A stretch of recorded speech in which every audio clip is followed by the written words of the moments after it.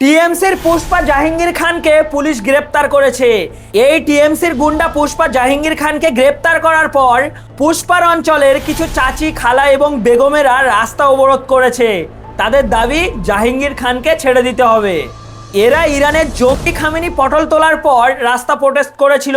এখন টিএমসির গুন্ডা পুষ্পা জাহাঙ্গীর খান যে রাতের পর রাত হিন্দু মা বোনেদের ওপর অত্যাচার করে এসছে, তাদের ধর্ষণ করে এসছে, সেই মাফিয়া গুন্ডা জাহাঙ্গীর খানকে পুলিশ গ্রেপ্তার করেছে বলে পুলিশের বিরুদ্ধে এরা প্রোটেস্ট করছে, আন্দোলন করছে, সরকারের বিরুদ্ধে এরা আন্দোলন করছে। মানে ভাবতে পারছেন? ওদিকে ভাবুন, পাকিস্তানের গরিব মুসলিমরা খেতে পাচ্ছে না বলে পাকিস্তানের সরকারের বিরুদ্ধে প্রোটেস্ট করছে, আন্দোলন করছে, তারা রাস্তায় নেমে পড়েছে।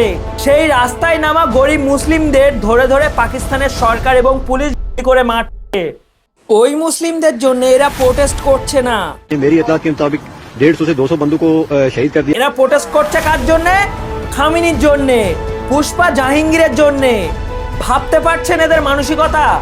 না, আমি ভাবছি এই টিএমসির গুন্ডা জাহাঙ্গীর আর ইরানের খামেনির সাথে এদের কি হালালার সম্পর্ক?